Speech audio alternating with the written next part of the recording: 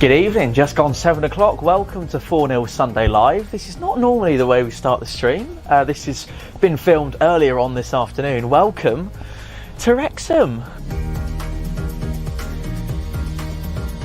We've got a gentleman up here who's not really willing to come and join in on the filming. The big old tie in the FA Cup coming up soon, actually. Sheffield United fans are going to be sat in these very seats, would you believe? So there's a lot going on here, a lot of work being done, seats being replaced, stands being built. Cops being replaced as well behind us. So yeah, up and coming place. Ryan Reynolds' seats up there as well. Hello, sir. Are you a Wrexham fan by any chance? I am now. We'll be back in Wrexham later on this evening on tonight's 4-0 Sunday Live. But what we'll hear from Rich as well with his thoughts on the current Pompey situation, and that is something that we'll be discussing with our panel tonight, who comprise of the usual suspects. Good evening, everybody. Welcome along to Reese. Welcome to Aaron. Welcome to Gaz, all the way from Malta, who 24 hours ago I was sharing the stands with in Bolton, but we're back on the stream as we said. Barney's here as well, and Brendan and Mike join us back ready to go. Big shout out to Mike, who's, although he's very much under the weather, he's still here fighting on the stream tonight. So we very much appreciate his company, as we do also appreciate your company. 275 of you join us within 3 minutes of the start of the stream, which I don't think we've ever had before. So thank you very much. And I suppose it kind of demonstrates the real feeling, I suppose, at the moment towards what's going on at Portsmouth Football Club, and that is the top title at the top of your screen, or at the bottom, depending on what kind of device you join us on this evening. Really busy show tonight, as it seemingly always is around here at the moment. I don't think we've had a peaceful Sunday Live for months. There's no other way to start a 4-0 Sunday Live than with Reese, of course. So we'll tackle tonight's title hard on, mate. What is going on at Portsmouth Football Club? Cool. If I had the definitive answer for that, mate, I'd be in charge right now of the squad and be winning us promotion straight away. But no, to be honest with you, it's getting tougher and tougher the more time we don't have a manager in the dugout. Let's be honest. Purely down to the fact that these players are displaying, well, they're underperforming for a start, and also we need to have a clear identity as a club moving forward. And right now, all the fans that are turning up week in, week out, such as Gaz, obviously, for example, yesterday, they're the ones that pay the good hard-earned money week in, week out to watch what's going on. And at this moment in time, it's up in the air for every fan to kind of have an opinion on. But personally, what's going on with the club right now? Well, all I can say is I don't really know, but I want something to change desperately. Let's put it that way. Absolutely. Good evening to everyone in the stream who joins us. Hello to Instant Blue. Hello to Trophy Hunter. And good evening to Mikey. The fish tank's back, says Graham. That's what we like to see. TJ Jamie says we need a new manager. Rob said everything went wrong Everything went wrong when Richard Hughes was appointed. 6 wins out of 9, and we're unbeaten in those 9 games. The games after that we lost and have even had the character to come back from behind. And it was actually something I was saying on the 3 lads in the pub last week, that remember when we went 1-0 down against Peterborough back in the very start of September. That was within 3 minutes, and I was actually sat there thinking, no way on God's green earth do we lose this game. And we didn't, and we came back and we scored 1 before halftime, and then 1 straight after halftime, and that was a certain Mr. Dane Scarlett. So there we go. Graham said utter chaos is resigning. We all aspects of the football club are spiraling out of control. We need a steady hand at the tiller. Cue the Eisners. I await with bated breath. Mike, I'd like to come to you first, if I may, on this. As with the greatest respect, you're the most senior member of the panel, and you will have seen the most of Pompey over the years. Can you remember a time when it's felt this bad in your lifetime following our football club? Yeah, we've had our ups and downs, and they go back some years. Of course they do. I'm sure it'll be talked about, but I remember the game when I think it was the Gregories were in charge, and I think was it Cardiff? Grimsby. Grimsby. Oh, Grimsby. Yeah, my nephew George's team, Grimsby. Yeah, they were down at Fratton Park, weren't they? I think it was a live match on television, and talking about demonstrations and storm the pitch at half time, and that had to clear the pitch. Oh, I remember that one quite well. But there has been lots of, not lots. I have to say, there have been other occasions where we have not been happy with what's going on with our club. But then again, we're not the only club that have. Look at Everton. Look what's going on there at the moment. But there are other teams up and down the country that suffer as much as what we do, I assure you. Absolutely. Alex has said, Eisners don't care about the club. Look at the Guildhall pitch Eisner made and look how little of it has been fulfilled. Fans don't want to admit that they bought into the Eisners' lies. Aberdeen Pompey said, honestly, never thought we'd be in a relegation battle this season, but we need to face reality. We are now. If that form continues, can't see where the next win is going to come from. Get blotted. I said, I think we all need to calm down and start getting behind the team. It's frustrating, I know, but the players look completely demoralised and the fan reaction can't be helping. I definitely can associate myself to those comments. AGF said, people saying Chris Wilder should get their heads checked at this stage. If he goes anywhere, he's going to Cardiff. I won't reveal who it was that said it to us, and Gaz was there. So that's probably gives you a little bit of a clue. But we were told by quite a reliable source that the pay packet that Danny and Nicky Cowley was sort of that they were on was heading towards sort of £250,000. Chris Wilder at Sheffield United was on £2 million a year. So I think even just from that financial point of view, there is you've got to take the rough with the smooth on that one. Anthony's Liverpool fan, been a fan of the channel since 2017. Brilliant channel, keep up the good work. We deserve a lot better on the pitch. I tell you what, all of my friends who are not, well, I say all of my friends of mine who are not Pompey fans, so many messages today. Like it's Josh Fusion's birthday today, and I was chatting to him. Happy birthday if he's watching. And he was saying, "You deserve so much better. You deserve so much better." And just all over the shop, people are just saying that we deserve so much better. Aaron, we do deserve so much better. Gaz said it at halftime in the video. Where do you think the points are coming from? That's tough. It really is tough because you can't see any points. We're not even scoring. I think one game in 7 we've actually scored a goal. It's just there's no belief in this team. We need to get a captain in that can pull the bootstraps up on every single one of these players, because the training, whatever they're doing in training, they're not bringing it out onto the pitch. So the confidence is gone. It's shot to pieces. So it does make me think it wasn't just the Cowleys that had the issues. I reckon it was the actual squad itself. Yes, we got all these players in, and on paper it looks fantastic. But at the moment, we need a leader. We need to get someone in that can get all these players playing together as one unit. But we've got no one taking charge. If you look at the game yesterday, there was no one chucking orders, no one telling everyone where to go. It was just a free-for-all, which is scary, really, because at the beginning of the season, we were unbelievable. But now it's just, what the hell is going on? I think we need to get a manager in very, very quickly, by the end of the week at least. I've stopped looking at all the odds and everything on betting sites because it changes on a daily basis. I could put 30 quid on like Mr. Bean and he'd be like 2-1 favourite tomorrow. It's just forget about the odds. Wait until the actual board and everything decided. But they've all got to have a hard look at themselves. But scoring goals at the moment, that's our issue. And so it's just, where do we go?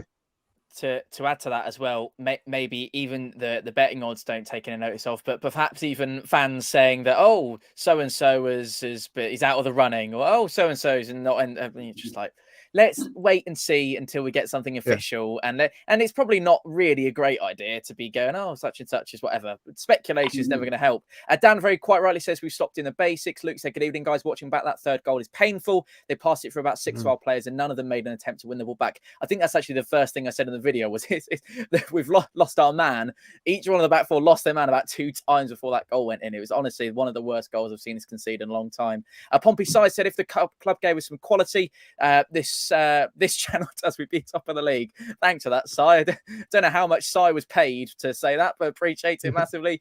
Johnny said, don't see how an up-and-coming manager can stop this freefall. We have to get an experienced head in the building. I'm seeing Paul Cook's name mentioned a fair bit today, again, with the speculation.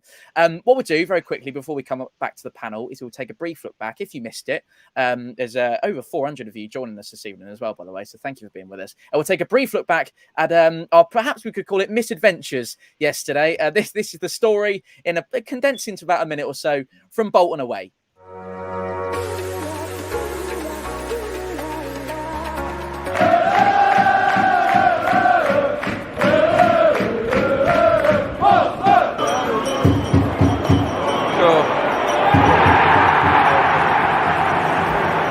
Each and every one of those players in that back line loses their man at least twice in that move.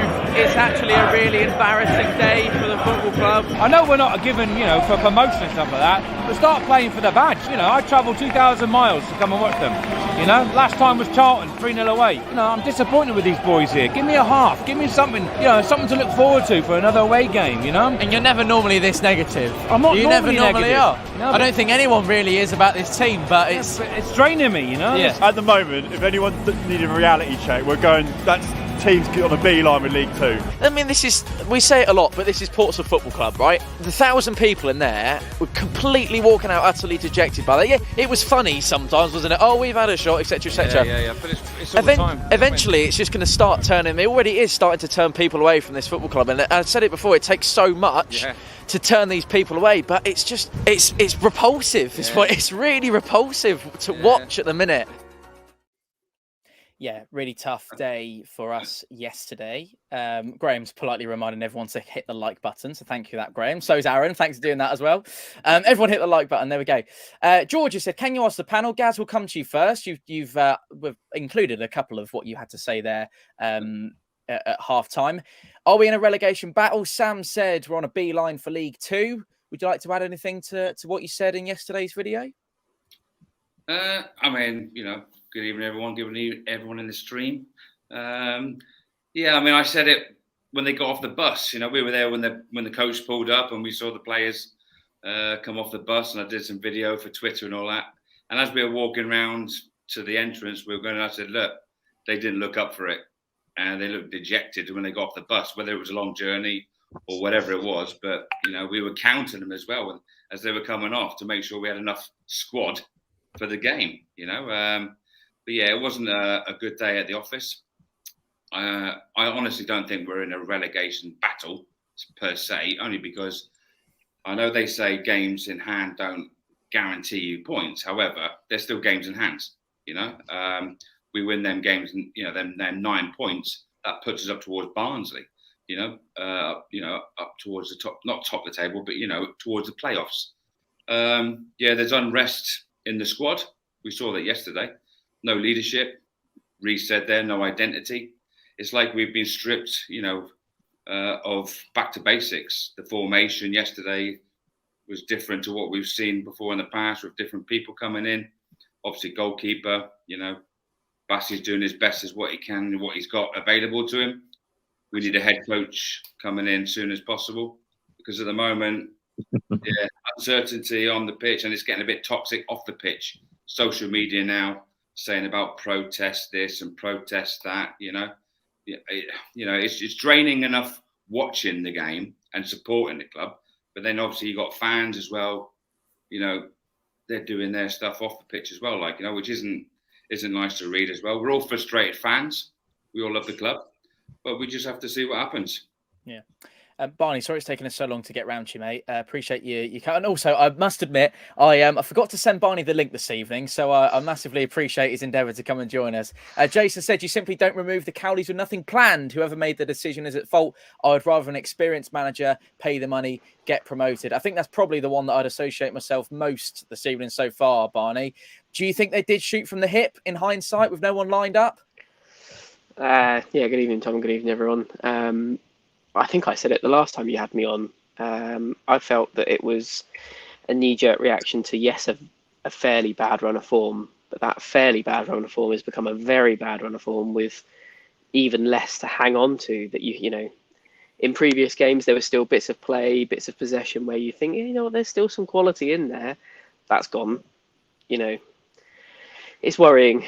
The decision to get rid with what seems like literally nothing in the pipeline as a replacement has been a terrible one from the board. And it's kind of really reflecting on the pitch as well, isn't it, Brendan? That lack of confidence to really be. I mean, it's not like I think Gaz will agree with me, and I think anyone that was there. I don't think it was a lack of effort or want of not trying, because I think actually we were still doing what we could in the difficult circumstances, obviously, because I think we actually played our best football yesterday when we were 3-0 down, which is a bit of a worry. And I think Riley Towler was probably the one positive that you can take coming on yesterday. What did you make of it, Brendan, from your point of view? And obviously, it's a big game on Saturday against Exeter, with hopefully a new manager in the building. Yeah, 3-0 is definitely not a great scoreline for us to go in with. You know, it seems like whenever we lose this year, we seem to get spanked, don't we? Which isn't particularly good, you know. But yeah, it just seems to be lacking the confidence. I think when you're earlier in the season when we were cruising, we're knocking the ball around beautifully around the pitch and playing some really nice sort of like dynamic football. And now we seem to lack that bit where we're sort of getting the ball and driving at teams, and we seem to be snapping at shots or, trying to do that little bit too much, which, when you're lacking in confidence, sometimes you're trying to overcompensate, aren't you, really? Yeah, I agree with that. Yeah, I just think the players have lost their way, and it's not because of the manager. I don't think it's just that they've lost that urgency that we had, and the euphoria, and the hype that we had. That we were doing great, we were putting goals away, we were winning games and everything. And there's got to be a reason why that stopped, and I don't understand why. I don't know whether anybody else has any idea of why that just suddenly stopped. And all we've done now is just gone downhill all the way. It's frustrating. We're all frustrated. We're all annoyed. And looking forward to Exeter, as you brought up as well. Look, Boxing Day, we went there. We got a 0-0 draw, and I'd say on that day we were a much better team than Exeter on that day. And I think what we need to sort of use, like we're playing Exeter, and watching that game, we single that game out. They're quite a small team, except for Jamal Blackman in their sticks. They're quite a small compared to our team. We've got some towering players in that team. Look, we've got Morrison and Raggett and Pack, Bishop.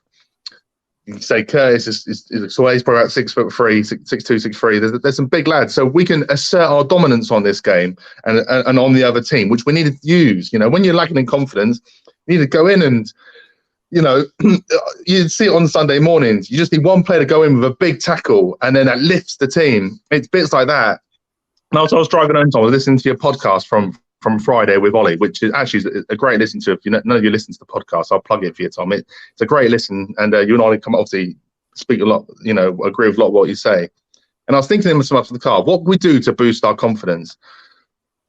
I think Danny used to do it a bit as well, and I think Kenny Jackett did it as well. Was playing friendlies during the season on like a Wednesday. You invite a team down to Roco, you play it behind closed doors. I think we played Chelsea under 21s, or we played Charlton, played Bournemouth under 23s. Like, go and play some non-league team or someone like that, and just go and kick the stuffing out of them. Just try and get confidence. Yeah, try and get the confidence back. But it also we need that character that is a captain. Yes, I don't think Sean is it. I know Robertson has never been it. I think I've told you guys before when we've met down the park that Robertson does not do anything to encourage the team. Who should it be, Mike?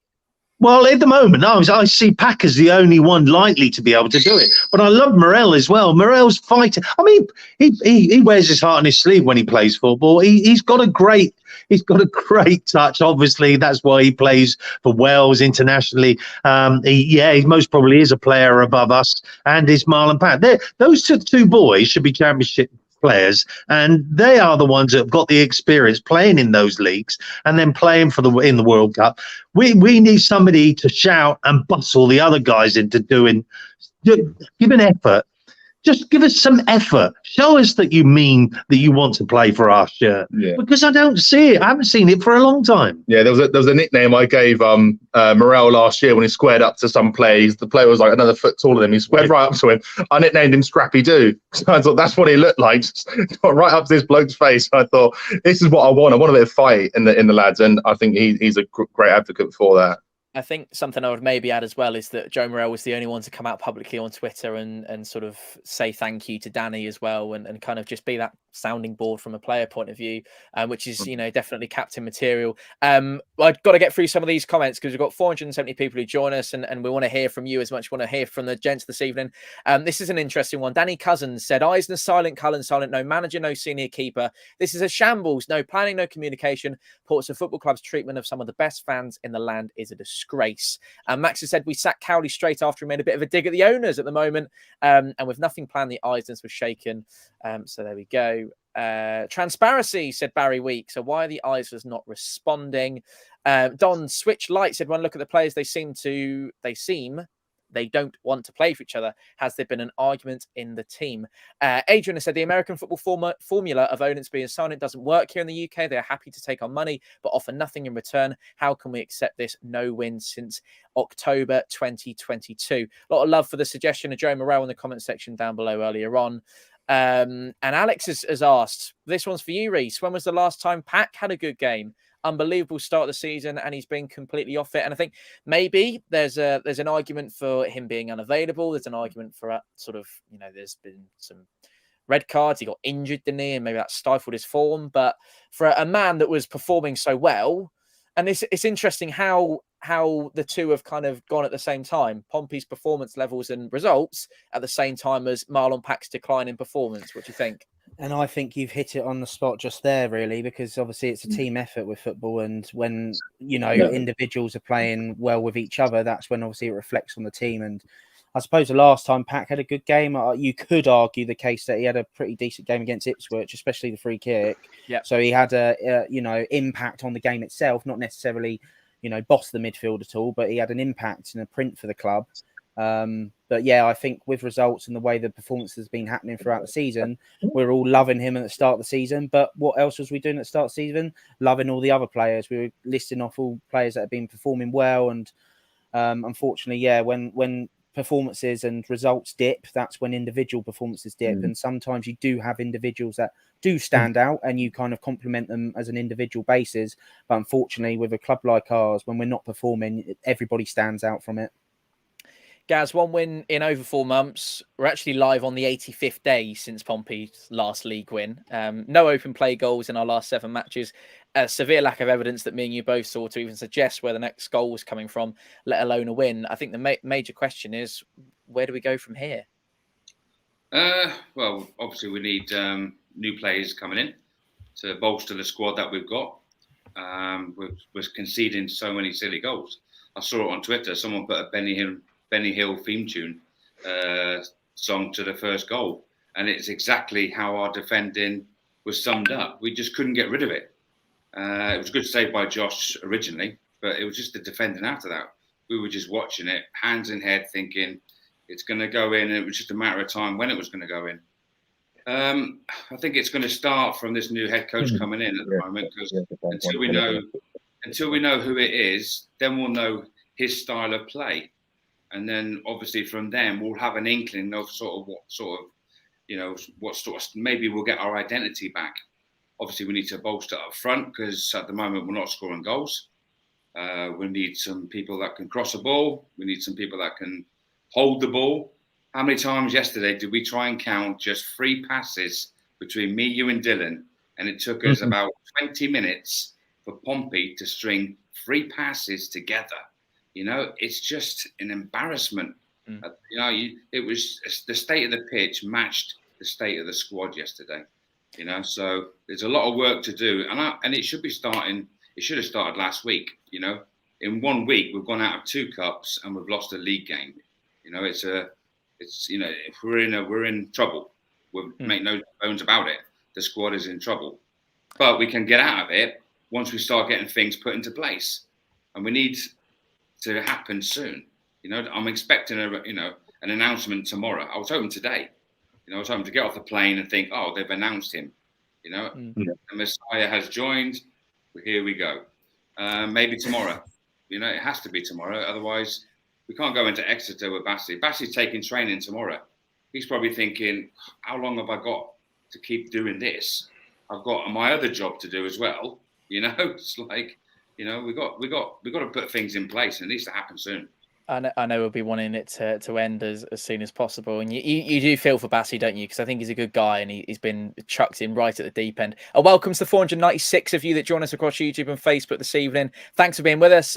This is your home for Pompey Debate. We go live every Sunday evening. We're also live on the occasional weekday when we have a big bit of Pompey news. Let's get through some of what you guys have been saying at home. Chris says, seems like the outside looking in, there's a chronic lack of ambition at Pompey. I think the managerial appointment will tell you a lot about where your eyes is actually want your owners, actually want the club to go. HM said time for the Isis to go. No ambition. Can't persuade managers to come. Haven't won a league game in 85 days. Can't back a manager. Players want to leave. Don't know how to run a club. Phil said we were told money wasn't an issue and we'll get the best option out there for a manager. Then we were told we'll have a new keeper before Saturday. Where are they? This club is being run poorly. Barney, one issue we have is who would actually want to come and manage Portsmouth Football Club at this current moment in time. I mean, Gaz has quite rightly said there needs to be an appointment soon, as in within 48 hours of the full-time whistle against Bolton would have been lovely.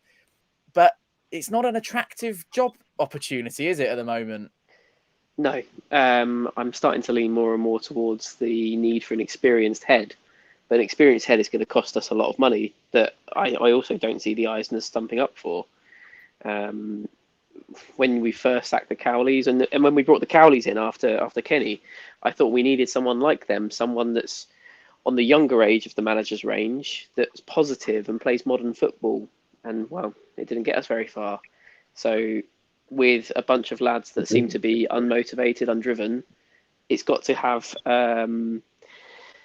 again, dare I say, a Joey Barton type character, someone like that that's going to put a rocket up the proverbial backsides to get these players into gear, because they've got to remember that they're playing for a city that went to war, as the video says at Fratton Park. It's disgraceful the amount of effort being put in, and again, alluding to that third goal that you referenced in your video, it was like watching a training ground move for Bolton, the way the players stood there. It was like they'd put the mannequins out and they go, right, what we'll do is we'll go in triangles around these players and they won't move because it's Pompey. We know they don't. And they didn't. It's embarrassing. I wasn't even there, and it's embarrassing to watch. Yeah, I remember you. Are you well, by the way, Barney? We getting there? Just about getting there. Good to hear. The beer fixes everything. Good news. And I would advise all Pompey fans up and down the land watching this evening, do the same as Barney, get a beer down you. Sean, who couldn't join us this evening, he's actually on his way back from Centre Park, so he's had a much better weekend than most of us. He said it will take a manager with a lot of courage to come in to who have already claimed the Cowleys and Jackets careers. I'll be surprised if anyone comes in. That's retro shirt, Sean. I do hope he hasn't been having what Barney's having, because he's driving at the moment, but there we go. Argyle Lime said, from an attempted outside no buyer's view, Bolton's an extremely difficult place to go. So we struggle, think you need the announcement immediately, else we could see playoffs even fall off. And I think there's many of us at the moment feeling like playoffs have already fallen off. Aaron, your thoughts on the managerial situation at the moment, and A, how long it's taken, B, the kind of the lack of the lack of speed as well in getting someone in, and maybe your concern over 1,000 Pompey fans singing "We're all going on a League Two tour" and Barrow away yesterday.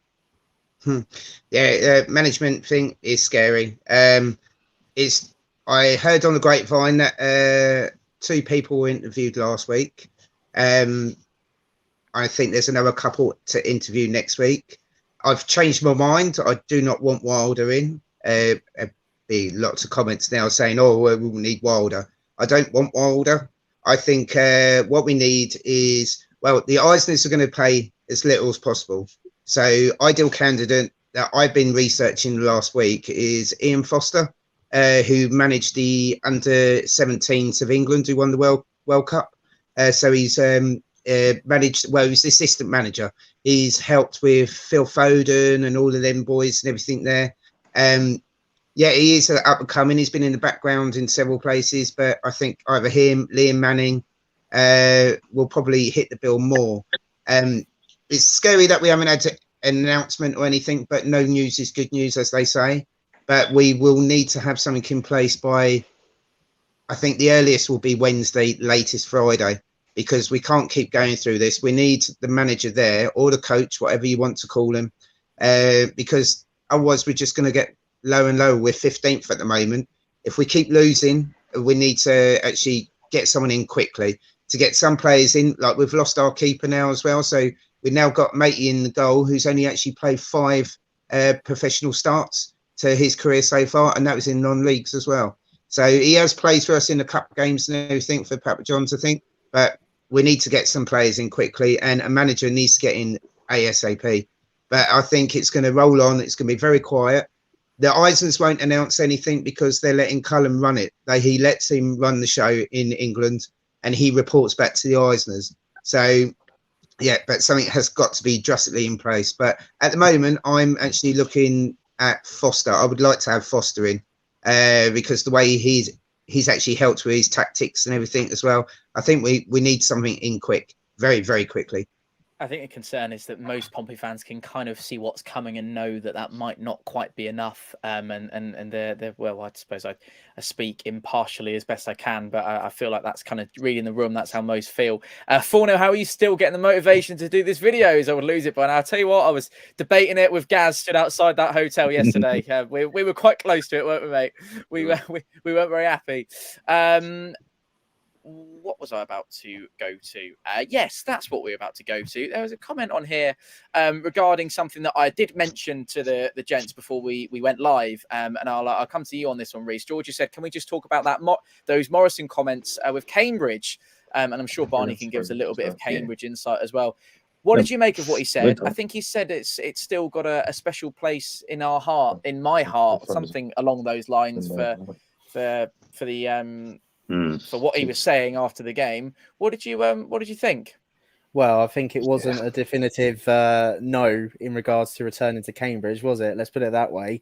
And I must admit, when I was reading it, and it did kind of come out as if to say, like, well, it hasn't happened yet, but doesn't mean to say it ain't going to happen in the next few days or week.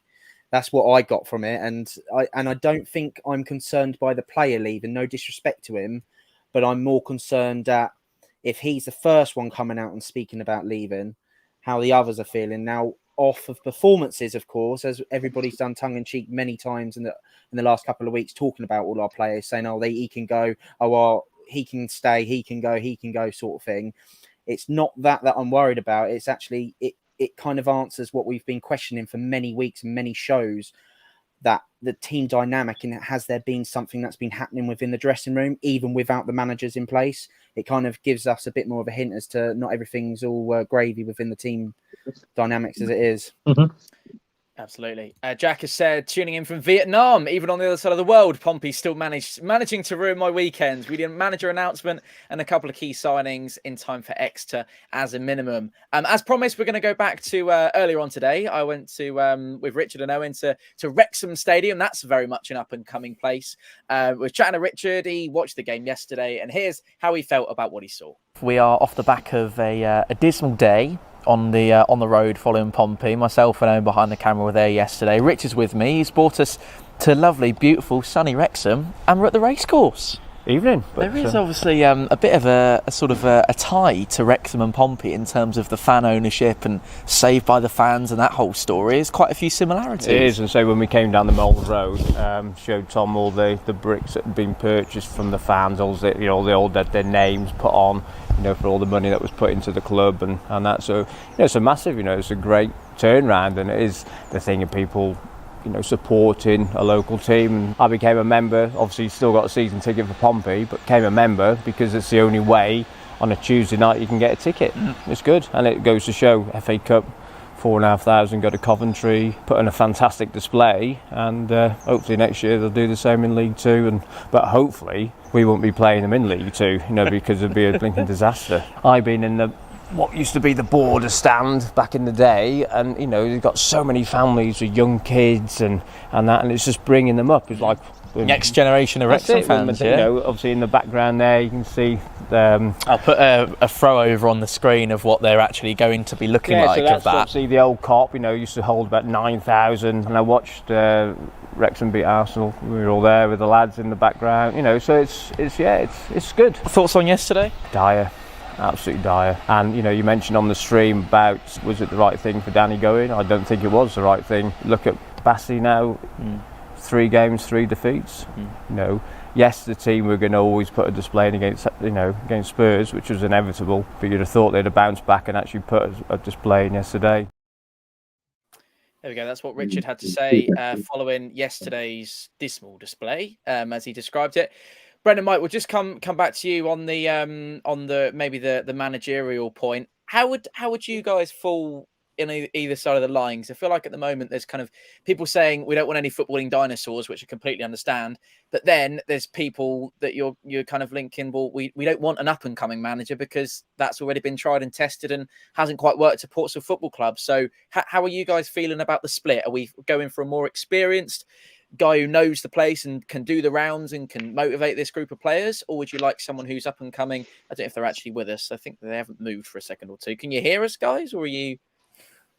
No, I don't think they are. Oh no, here we go. No, they're not with us at all. Oh, we are still there, I believe. Is it me or is it them? I think it's them. It's them. We'll come back to them. We'll come back to them. Gaz, with us. Don't worry.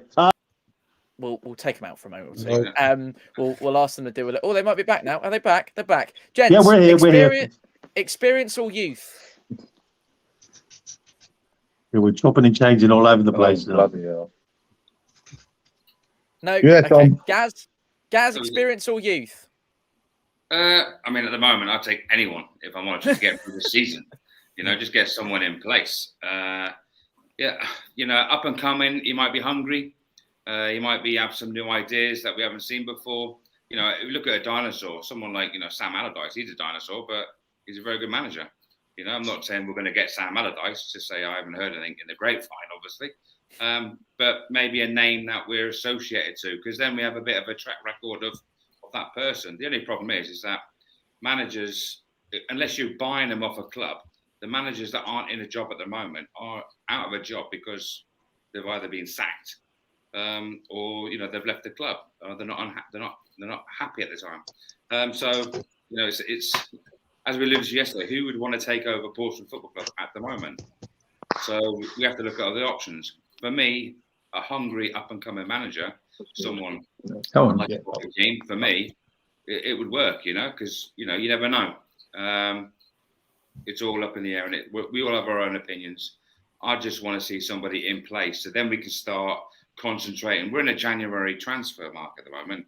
This is a key time.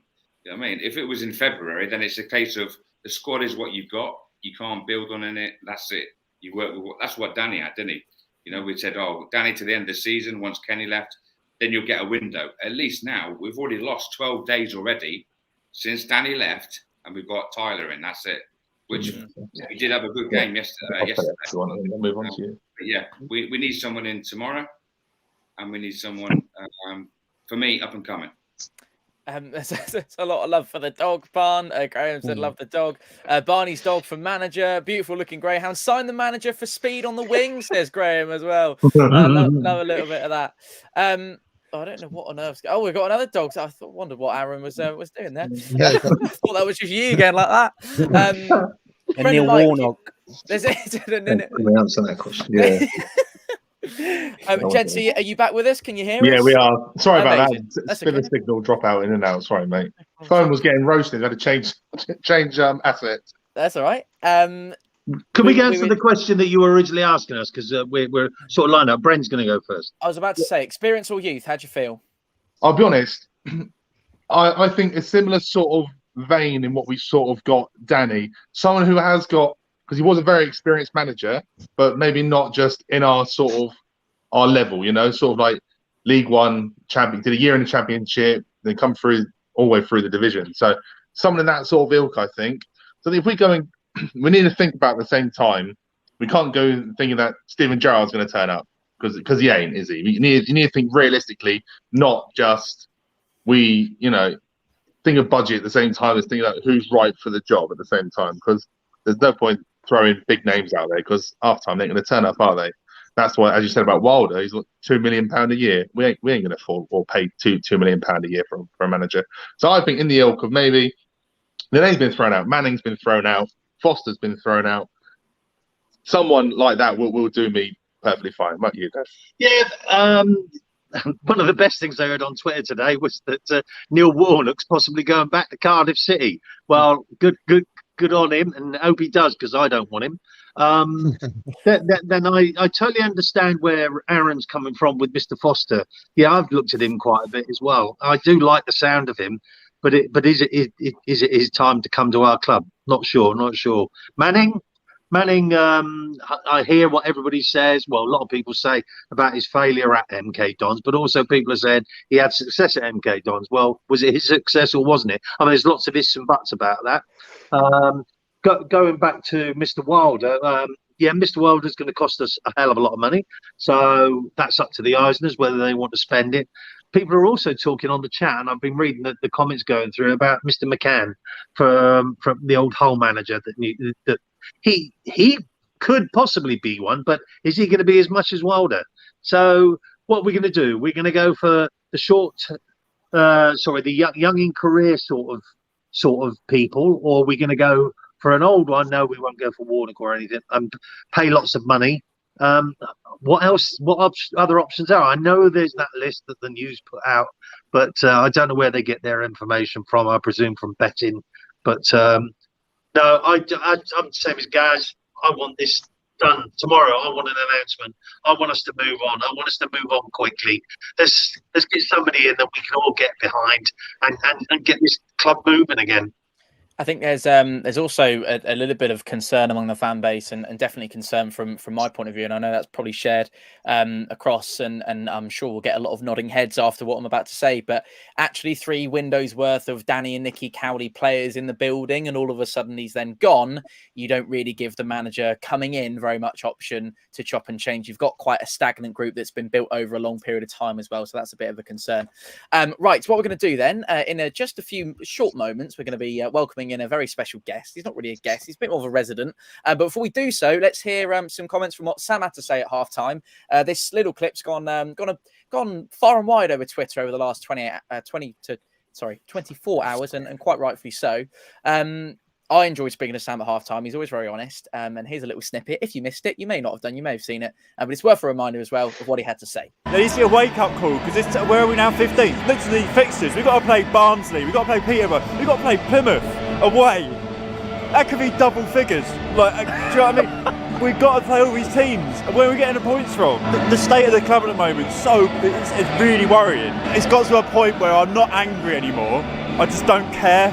And that should never be the case with Portsmouth, ever. It should never be the case to go to football where you just don't care. And unfortunately, I'm not the only one. There's going to be a lot of people here just thinking, do you know what? I just spoke to a couple of guys downstairs. People just don't care anymore. We're not going to come anymore. Like, it will get like that. We are so loyal, but there's been enough of this. It's happened for too long. Something really needs to change. Otherwise, we're all going to be going to Barrow next year. Genuine concern. Good evening. Good evening, chaps. Good evening. Drew. What did you think of what Sam had to say there? Because we always like to hear from Sam. Sam is a very articulate person. He knows his football for sure. He knows that he watches it in detail, and he knows what he's talking about. So whatever Sam normally says, I think we all concur with what he says generally. He's very awake to it all. We can all talk about it, can't we? But he does a lot of detail, and he's a journalist detail, and he's going to be. But it's a fish tank. I can see you there. Hey, mate. Hello, mate. You all right? Yeah, good. Yeah. So yeah. Do you care anymore? No, really. I think I feel for Gaz. I saw Gaz travel that distance and stay a couple of nights in, and give every ounce of support he can give to the team and to the channel, to everyone. Actually, to appreciate it, Gaz. But sadly, mate, it ain't happening for you right now, is it? No, it's not. No. So yeah, I'm you all. I'm totally disappointed, disillusioned with the whole thing right now. I have been for pre-Danny, if you remember, Tom, pre-Danny and Cowley and Nicky. We've been here before many times, boys, haven't we? Last 10 years, it's a freaking roller coaster nightmare, isn't it? So well, it is, isn't it? And what's happened is, I think, I said it on your video the other day. Lots of teams have overtaken us and moved on with their lives quite happily with the investment and all the things that go with it to make success. That's a fact, isn't it? You just take Brighton, Fulham, Crystal Palace. Brighton beat Liverpool yesterday 3-0 in the Premier League in a stadium full of 30,000 people, and they're having a great laugh, aren't they? They're enjoying themselves. I mean, Bristol City up the road, you see their stadium and the atmosphere that's created around the feel-good factor. And we ain't got any of that. We're just down there with no one, just on our own, really. And we're just a giant that's disappearing, aren't we? We'll be very careful what we say with this. But I think you look at the scenes at Goodison Park over the last 24 hours and maybe over the last couple of months. How do you stand on Pompey fans' right to protest? Stop buying pies, stop going, Eisner's out, etc. Maybe even a little bit of kind of, Everton stayed a protest post-match and as an act of what would be civil disobedience, perhaps, and just stay and be a nuisance. Is that what's called for? Where do you stand on that? I think Cullen and the Eisners know exactly what we all feel, Tom, and they're not stupid, are they? So I don't think there's any need for that type of behaviour. Everton crikey, they're just moving into a £600 million stadium, and they're still in the Premier League. If they get relegated, I think they can start protesting. But I think for us anyway, remember that one? Remember that one? For us anyway. I just feel that we're being let down by the owners who don't necessarily mean to. They just don't understand English football very well, and I don't. But that's why Andrew Cullen's there, though. Andrew, he's there, but it's also there's other people at the club that will be telling them that it's not going well. No, I come across you on that one because inside information, nothing that Tom's told me or anyone like Tom or you guys, but a good friend of mine was travelling back from the game yesterday, and he was on the train with the CEO of Brighton and Albion, and he knows Andrew Cullen, and he knows of the Eisners, he knows these sort of people, and he just shrugged his shoulders and had a wry smile on his face. But mate, we haven't got the people in that club at the minute that can drive it forward like we had when Guinness was there and Catlin. We haven't got that. We haven't got that feel good and the impetus. Catlin's still there. Catlin's still involved. He's a director, but he's not a working director. Yeah, that's right. So he's in a boardroom to get his free match day ticket, isn't he? But he didn't even turn up for the Milton Keynes game. Tom saw him at Gunwharf Quays in the morning, and he said, "You see at the game this afternoon?" He said, "No, I'm going Christmas shopping." Someone saw him at the game in Gunwharf Quays. Yes, someone I know saw him at Gunwharf Quays, and he told that someone he wasn't going to the game in the afternoon. He wasn't even there. That's how interested people are. Anyway, we'll come back to Andrew a little bit later on. Looking forward to hearing what the gents have got to say. Reese, where do you stand on the sort of the right to exercise your protest? And actually, there's been quite a lot in the kind of political discourse over the last week or so in terms of protesting and striking, etc., etc. And there's there's legislation being passed at the moment for the highest office in this country to stop that kind of thing, or at least limit it to provide minimum service. Do you think it would actually help things at Portsmouth Football Club if people started thinking about ways and means around of kind of making their voices heard, or actually do you think they probably can hear all of this and are perhaps working hard to find the solutions? Well, I think they hear it. However, the second part, what you just said, if they're going to find any solutions, that's the part I'm a bit unsure of right now. Because as Andrew's alluded to, who's in the club that knows a way of which moving the club forward in a positive way? Obviously, everybody's got different levels of tolerance when it comes to emotional connections with maybe football or anything else in life. When it comes to football and being a fan, of course, some people just quickly shout out all random stuff if you've lost one game out of like all season. That's just, being a human being sometimes and having different levels of understanding and, what's acceptable, what's not acceptable in terms of obviously performances and the way the clubs run. I don't personally think, and this is just my opinion, of course, I don't think it's going to make a huge difference right now. The owners knows what's going on. They look at social media. They're all over social media. They hardly post as much as they used to do when we was in good form. Funny that. So obviously, I think they clearly know what's going on. They clearly understand how the fans are feeling. I don't think it's going to make a huge difference because they know that deep down, although you're going to have the protest, you're still going to have people turning up week in, week out, paying their money to the club, just like all loyalty Pompey fans will be. Barney, you're one of the 5 members who are season ticket holders on the panel this evening. You will have noticed in the last couple of home games that the Fratton End in particular has been slightly more empty than we've seen over recent seasons. And perhaps that was, that we haven't actually had a Fratton Park game since the departure of Danny Cowley. But my point remains that actually people are starting to think with their feet. And do we think we might see more of that? I actually don't think so. Even in some of our darkest days, we still had attendances 13, 14, 15,000 when we knew there was literally nothing to turn up for. We knew we were going to get spanked 3-4-0 week in, week out. So I can't see that happening. I think if there was empty seats over December and January or the New Year's period, that's probably because of Christmas and such. I don't think that was fans making choices not to go, so to speak. I think the fans being quiet, I think sometimes speaks louder. And it's not even through intention. It's not I was reading the comments just now. There's a lot of people saying about being silent at Fratton Park. we're already being silent, but not through, a protest as such, just through being bored and the games being so painful to watch. Yeah. Gaz, how'd you feel? Well, I said earlier on, what's a protest going to do? And they probably see it already on social media and all that, So, for me, I just want to see some movement in Portsmouth Football Club, which is forward. That means getting the head coach in and then just start building on that. I mean, what they're protesting for? Is it because we haven't got somebody in 12 days? Is it because they don't like the Eisners? Is it just because Danny's gone? They could have protested ages ago about the Eisners if it's just the Eisners that they're on about. Why do they have to do it after Danny got sacked? For me, maybe Barney just said there, silence. Maybe if people don't want to go and watch football, they don't have to go. They're not being forced to go and watch football. We do it because we love watching football and we support Portsmouth Football Club. But for me, it starts when we get the new guy in, and then we'll see what happens. Like I say, the season's not written off. We're not getting relegated, and we move on.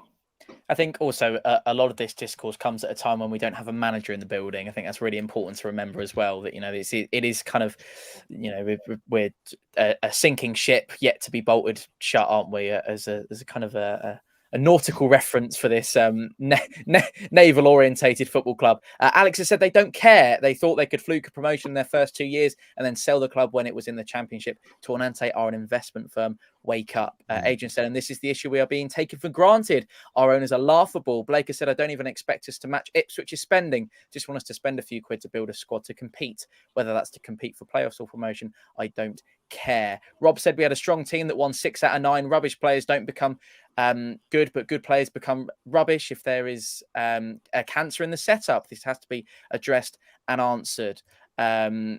Dan's talking about Harry Redknapp, I believe, and he's been out of the game too long, and I think he's kind of winding down a little bit. There's a question there, Brennan and Mike. A lack of ambition, and that's actually followed us around in the last couple of weeks. I think it's something that we've mentioned on the stream quite a few times, but maybe the time that's been elapsing between the managerial sacking and then the future appointment, we don't know when it's going to be. Where do you stand on the point of the protests and whether or not they make a difference or not? And what's your opinion on the current ambition at the football club in order to sign this incoming manager or head coach? If people want to protest, last protest I saw at Fratton Park was for the SOS Pompey in 2010. Yeah, 2009, 2010. That was it, yeah, when Mike Hall was the head of SOS Pompey, wasn't he? Yeah. So that's what I remember from the last protest personally that I remember there. If you want to protest, do not protest on the pitch during the game. Do it before the game down Frogmore Road. Do it after the game, but don't do it whilst the boys are playing. We want it at this time.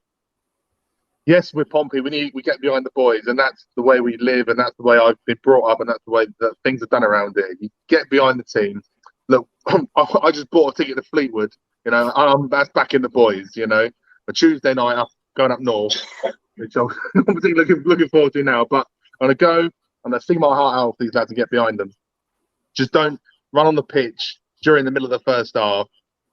Just 2 or 3 people, because it looks ridiculous. That's my personal opinion. But when you go back to the ambition side of things, what do you mean as ambition? Because we've got a budget. We need to stick to this budget. We need a financial fair play and all that. I know the Eisners can effectively throw money at it, because they literally can just gift the team money effectively, which I've heard that they can do, which is what Ipswich are doing. I agree with what Blake said. I want to see a bit of money. I'm not looking to us to spend over the earth, but I want to see a bit more injected into the team, just so we are competing more. But then effectively we were at the start of the season. We were top of the league against Port Vale. We were top of the league playing 4-4-2. We were all happily singing that. We're all backing it. A few better results, and we're all behind it again. But yeah, I just want to see us competing man to man on the pitch, and if that means spending more money, then yes, to buy 3 or 4 players in, yes, I'm all for that. But yeah, do not want to see any protests because I don't think it achieves anything. If it happens during the game or whatever, we get docked money. We will be fined. We'll have sanctions imposed on us if it gets too bad or whatever. So we shouldn't be protesting. People are protesting with a boo. I've never booed in my life at Fratton Park and never want to. I've always been there to get behind the team. But whether some people like it, I'd rather be quiet than actually boo. I'd rather not say anything. Don't go onto the pitch during the game or even after the game. It's ridiculous. Can't do that. Ambition? Well, I think the ambition is still there. I think actually have the Eisners and Cullen actually done anything wrong from what they actually said that they were going to do? We know the club's in a much better place for them being here, and the ground's in a much better place for what they've done. It's just this appointment of getting a manager in and getting the right manager in. We may get it wrong again. You never know. We've had the old toss of a coin, have somebody in, and then next week we've got the other side of the coin coming in. I mean, just think. Madam Zajcek to Alan Perrin. What's worse than even worse? So yes, I have seen some really terrible managers at Fratton Park. I mean, you go back to Terry Finnick and people like that. I mean, Robbie Barker. And yeah. I just. It's got to be this week. I'm with you all. It's got to be this week. And give it hopefully a couple of days for the new manager, if he is in, to be able to come to Fratton Park on Saturday in front of us all. We get behind him, we get behind the teams, and we see them play football with a bit of effort, with a bit of aggression, and wanting to win with a captain who wants to G him up and get him going. And I think the way in which to nip any potential process in the bud would be to get a new manager in the building ready for the weekend. I think that's maybe what they're seeing. And a win. Yes, and hopefully that's the message that Pompey fans are sending. Let's get through a couple of your comments. Barley said, if the ambition was cheap plastic seats, less legroom, and a worse match day experience, the Eisners have delivered. Liam said, I was seeing everyone in the summer talking about this amazing squad. How can we blame a lack of ambition? And then they fired a manager who was in a bad one to bring someone into the and they haven't quite made that. Stevie said, was really quite sad watching the vlog yesterday. I have a soft spot for Pompey and the channel's superb. Fans, great following. Hope you get it sorted. Stevie, we're hoping so, even more than you are, mate. Trust me. Jack, I said there are multiple teams above you spending hardly a penny. Just a thought, 100% respect and understand the frustration. You look at sort of the light support there. Everything all right there? Yeah, we are live on YouTube. I looked at just on that one, Tom. I looked at Plymouth's spend, what they've got on the pitch. They got £8 million on the pitch, and we've got 12.3. And Plymouth are top of the league, and they took that point off. Points off Ipswich. Can we avoid quoting random figures and statistics? Exact figures. From where?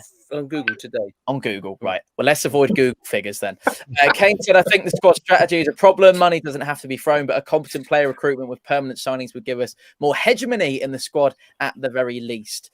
Right.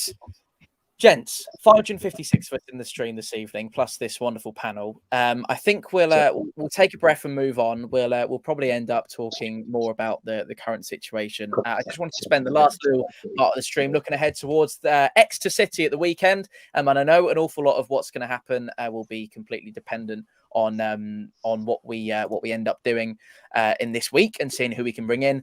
Before we do speak about Exeter, I wanted to draw everyone's attention to this. Now, you may or may not have seen it. This was a statement released on behalf of Danny and Nikki Cowley. It was actually Saturday morning. Myself and Owen were in the car on the way to Bolton when this came out. I'll just read it to you just in case you haven't seen it. These are Danny and Nikki's words. He says, apologies for the time it's taken to write this. We were trying to find the right words. Not sure we have, but this is the best we can do right now. Firstly, we would like to thank Portsmouth, the football club, the city, and most importantly, you, the fans. To the owners, players, and the staff, Nicky and I are extremely grateful for the opportunity to have worked with you all. Our lives are better for meeting you. We couldn't bring the club the success on the pitch in that time we were given. It is and remains one of the biggest disappointments of our lives. For us, it is always to look in the mirror and not out the window, to take responsibility for the situation, own it, and to learn. There is no city quite like Portsmouth. The people are genuine, real, loyal, and as honest as they come. You certainly say it as it is. The passion you show for the club is unquestionable. We know some of you are angry, frustrated, and disappointed with the club right now. However, everyone that has love for the club should try their best to bring positivity, no matter how hard that may be. Without it, success will be very hard to achieve. Please support the players. They are good people in a difficult moment. They need your help. Stick with them. Remember, you, the supporters, are what makes this football club so incredibly special. Michael Eisner and his family have the club's very best intentions at heart. They want the club to be successful, but also for it to have longevity. They are gradually building the foundations. When success comes, and we believe it will, the club will be ready. Andy Cullen is one of the kindest and most caring people you could ever wish to work with. He has an excellent work ethic. Given time, he will help the club operate on a much higher level. To Richard Hughes, the new incoming head coach, and the rest of the football department, we wish you nothing but success. Although there is a long way to go, we hope you can continue to work towards creating an elite environment for the players. We will always be cheering you on from afar. Nicky and I are already missing football. Our dad introduced us to the game and we've loved it ever since. We've learned so much during our journey, particularly from this experience. To manage in 8 of the top 9 divisions in this country has been an absolute privilege, and we look forward to the next challenge. These words come from the heart. You take this how you like. See the best or the worst. Ultimately, that will be your choice. Portsmouth, the football club, and you, the people, will always have a special place in our hearts. Play out Pompey, Danny and Nicky Cowley. Aaron, I don't think you'll see a better sort of statement from an outgoing set of managerial pairing. Now, whether that is, maybe the cynic in me would say making sure that the relations and the departure is good in favour of a future opportunity at another football club. But you can't knock it. Those words spoken from deep within, as he said, and I think a fantastic demonstration of what a brilliant pair of people we had managing our football club. Yeah, definitely. I think we shot ourselves in the foot getting rid of them. I think it wasn't down to them at all with the problems. Yeah, there was the management and everything. But players have got to take responsibility. But my hat off, if I wore a hat, I would take it off to the pair of them, because that must have been hard writing that statement. It's probably taken a good week, both sitting down together, working that out. And who else would want a pair of geezers like that in your club? Two of the most fantastic people ever. Done so much for the community, was involved in everything. They got Portsmouth, but sadly, it was just not right.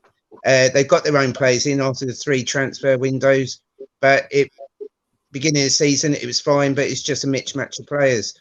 Fair play to them. I read that statement and it was like, wow. And then people misinterpreted the bit where it said Richard Hughes, the new incoming manager. So everyone's jumped on the thing saying it was Richard Hughes coming in as manager now. But no, fair play to them, and it was that must have been hard. They love our club and everything, but it was just not the right thing for them. But whatever they do in the future, good luck to them, and I hope they succeed in their next club. Could you make of it? Well, it's an interesting statement, Tom, and obviously that's Danny and Nicky all over, isn't it? It just proves what good people they are, and in and out of football, whatever. And they'll be welcome back at Fratton Park anytime, wouldn't they? We'd all give them a great respective reception, wouldn't we? Well, one thing we talked about a long time ago, we talked off record a little bit, was if Danny and Nicky are such good people and they're in such a good job, and they were doing, in my opinion, as best job they could with what we had. I mean, certainly last 3 games, apart from the Tottenham one, the last 4 games have been pretty poor, haven't they? We've just haven't showed up. The players got to take some responsibility for that, all of them on the pitch. You got people like Packy at the back. He's got to be showing that he's a leader on the pitch, hasn't he? And he's got to be helping these younger players and the others. You're talking about Marlon Pack? Yes, I'm talking about Marlon Pack. And there's people like him in the club that could do much better for Danny and Nicky. I'm sorry to see them go, obviously, but here we are. This is life, isn't it? It's reality. If you don't win football matches, you get the tin tack, don't you? That's it. And maybe we could have kept them, and maybe we could have brought a manager in above them, a tactical genius. Like a director of football? Because that's no, not a director of football, because I don't like that term. A manager as opposed to a coach. So maybe somebody like Ainsworth or someone like that could have come in and worked with those two, got rid of some of the entourage of people below them that we don't really need, and used the money that we would have saved for them and kept Danny and Nicky in the club. Because I think that would have been the way forward, because they're such good people. And I think they've done so much good for, especially in terms of fitness. There's no question that the players are really fit and tactically aware. It's just disjointed at the minute, isn't it? With lots of injuries and lots of things that have happened out of their control. I want to get on to talk about Exeter. Adrian said the statement shows how true, what true gents they are. Biley said nice blokes, but pretty rubbish managers. Tony said, who wants a nice bloke as a manager? I want a winner. Biley said, you do realise it's about what nice blokes. It's not about what nice blokes Cowleys are. They failed at their job and deserved the sack. Barney, how do you react to to the statement and the feelings surrounding it as a whole? I'm still torn on it. They are clearly amazing blokes. They are great human beings. They had the city at heart, the club, the fans. They wanted to do well. You can see they wanted to succeed. Look at the outpouring of emotion when we won, the fist pumping, the roaring with the Fratton end.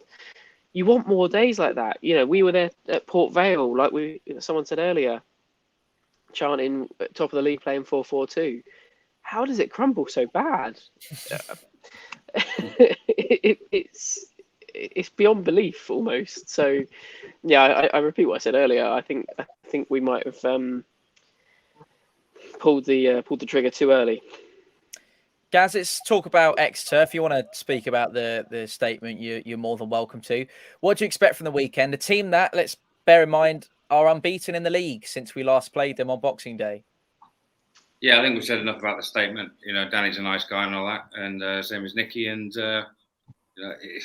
we can't dwell on it too much. That's my feeling. Is we need to move on. You know, they're not in position, of course, of anymore. We need to get this new head coach in and just start moving on. Exeter this weekend will be a massive game because let's face it, they're above us in the league. Like you're saying, that they've had some good scalps this season already. And they're going to be up for it. They know how fragile Portsmouth are already. They've seen, they'll have looked at our results recently, and they know that we're not in great form. They'll want to kick on early. I expect a high intensity game, and it all depends on where we are, what state of where we are between now and Saturday. It depends on what happens tomorrow. We can talk about Exeter. We don't even know what team we could have by Exeter. We might have some new players in or stuff like that. You never know. So it's very difficult to judge where we're going to be, but all we can talk about is Exeter. And at the moment, they're a nice little outfit. Yeah, they haven't got the biggest squad in the league, but they're getting results. I think they beat Sheffield Wednesday, didn't they? And they're owned by the fans. Yeah, and I think they beat Oxford, didn't they? They beat Sheffield, and so they've taken some scalps this season, and we could be the next one. We could be the whipping boys at the moment. And if we don't get someone in place to look after us, these guys that we know, in the squad, they didn't go bad overnight, but they need someone to look after them and start getting them together. Because after Spurs, all this togetherness, getting a huddle, malarkey, I thought it was going to be pushing on. I didn't see that yesterday. All I saw was 11 disjointed people going this way, passing like Stevie Wonder, like I said. There was no post-match huddle or anything of the sort, was there, Gaz? Which is really disappointing. Well, the problem is, we were there, and I think maybe one or two players came over to us. Yeah. We'd all travelled all that way. Some of them twice in a week to go and watch Bolton, and then half of that team didn't even come and give us a clap. And I know I go on about when I go over there because I travel a bit of distance, but to come over and get a clap, I would have appreciated it. But no, some of them just wanted to get off that pitch, get back on the bus, and straight back down to their little homes, And that was disappointing yesterday. That was the biggest disappointment, I think. Not even appreciating the fans' effort. Do you think it might have been the people booing them, mate, putting them off a little bit, Gaz? Just a disappointment in themselves, maybe. I'll be honest with you, there wasn't an awful lot of booing. There wasn't a great deal of booing, but at the end of the day, you've just been spanked 3-0. It's like fans aren't going to go, "Way, well done, we got beat 3-0." It wasn't 4, was it? There wasn't a lot of booing, like aggressive booing, but. It's a bit like what Sam said at half time. He says it's gone past being angry. It's just been fed up and not caring anymore. I think that's the reason why they didn't boo is because we're fed up now rather than don't waste my energy booing because clearly booing doesn't do anything. Yeah. It does feel like a routine now, doesn't it? It's not even like you go up there and get excited and you're thinking, oh, here this might be the day. It's more of a It's Can we not get beat? Yeah, damage limitation. We've said it for a couple of weeks. Reese, how do you look forward? Well, maybe look forward's the wrong term of phrase. How do you look ahead to the prospect of Exeter on Saturday at Fratton? Well, it all depends, doesn't it? It depends if we've got a manager in or not, because it's going to be a completely 50-50. If you've got a manager in before the weekend, we're obviously all the fans that have been asking for a long, long time as to, answers when the manager's going to come in, and there's going to be a fresh identity, hopefully, when the manager comes in and kickstart.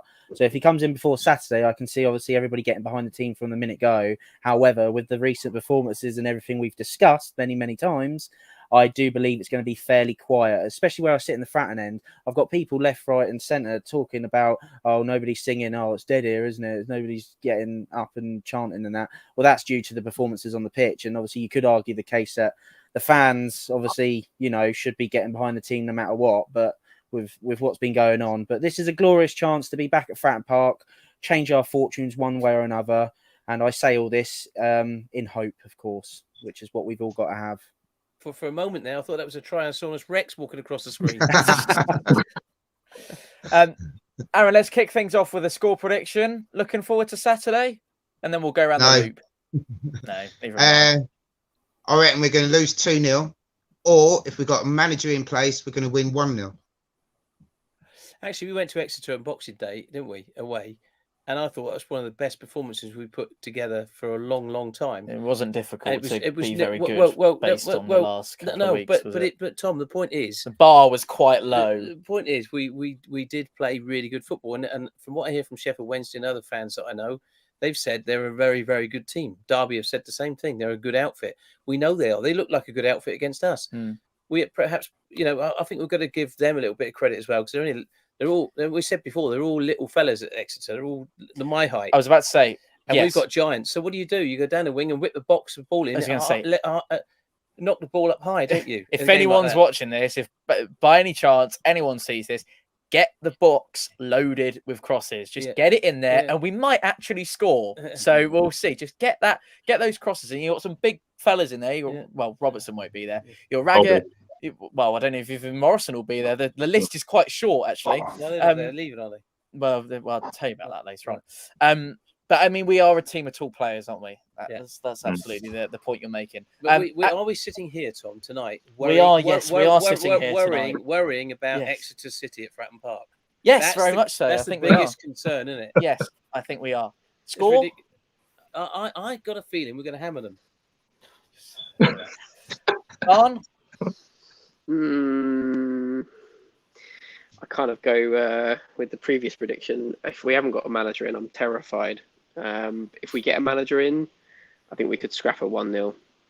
Oh, Barn, that's neg. Well, realistic. Thank you, Barney. Always Mr. Realist, which you would like to see. A retro shirt. Sean said if Morrison and Raggett play 0-3 Exeter. Gaz? I'm positive. Only because it's our first game back at Fratton Park since the Cowleys went. There's obviously a bit of an atmosphere. I don't know whether you want to mention it, but that little guy, that Ace guy that I've seen around social media, everyone's going to be clapping and getting behind. Our thoughts are with him and his family. Obviously, sad, tragic news. I think there's going to be an occasion there. Obviously, a new manager / head coach could be in by then.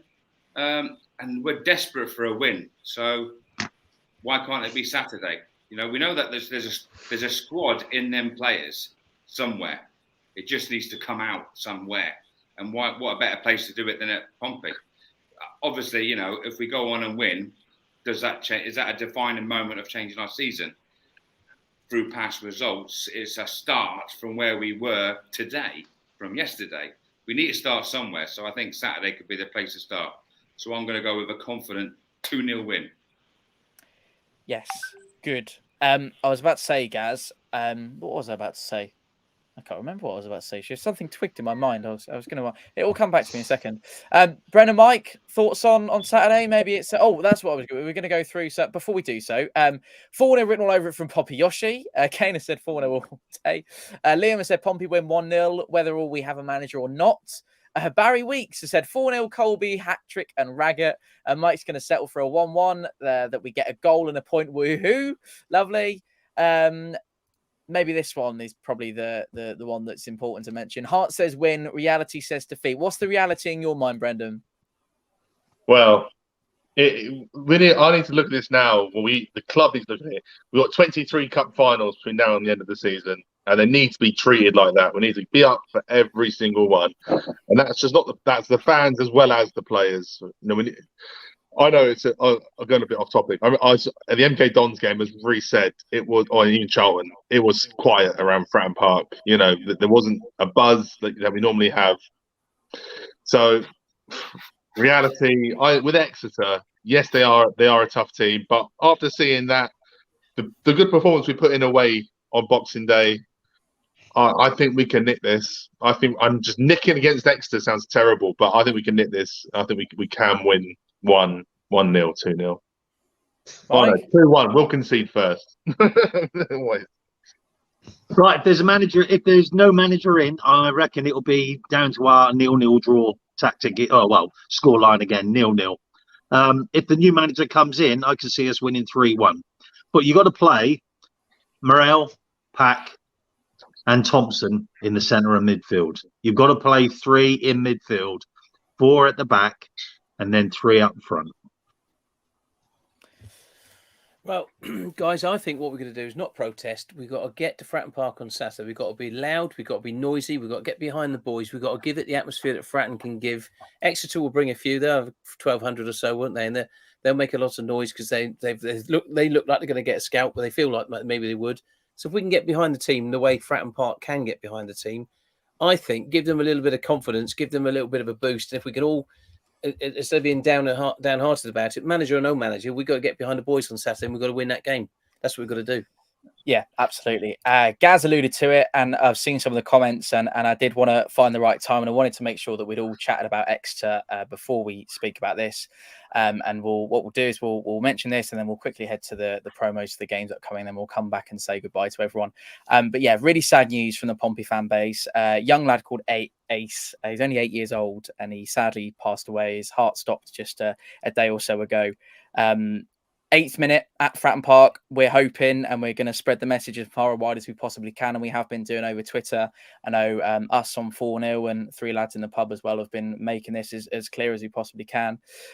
So Saturday, 8th minute, we Joey, who's his nephew, wants to get it. Joey Ace was Joey's nephew.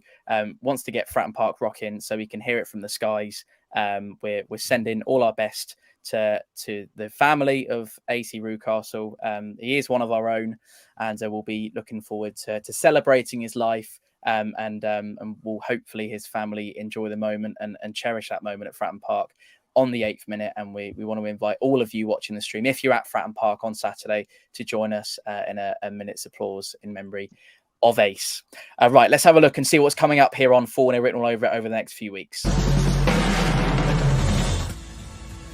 Busy January continues with Pompey here on the channel, as well as wall-to-wall coverage of any transfers, should they happen, and the manager, of course, if we get one.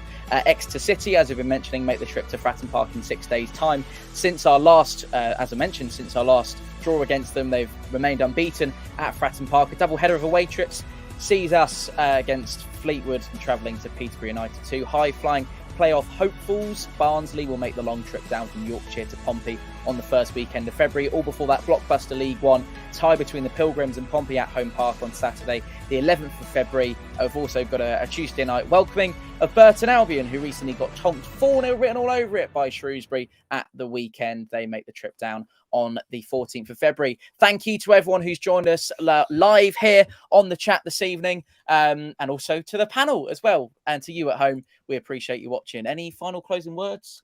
No, we just got to, Tom, that statement you made about young Ace there, guys, it's just football. The lad's lost his life, his family devastated. Let's get real about it. It's just fucking football, innit? I'm not. Apologies for the language. For the bad language. It's just football. It's not life and death situation. So let's all cheer up. Let's get behind the boys on Saturday and let's have a go at it, because I'm sure little Ace would like to have been there doing that, wouldn't he? So let's have a go, shall we? Come on.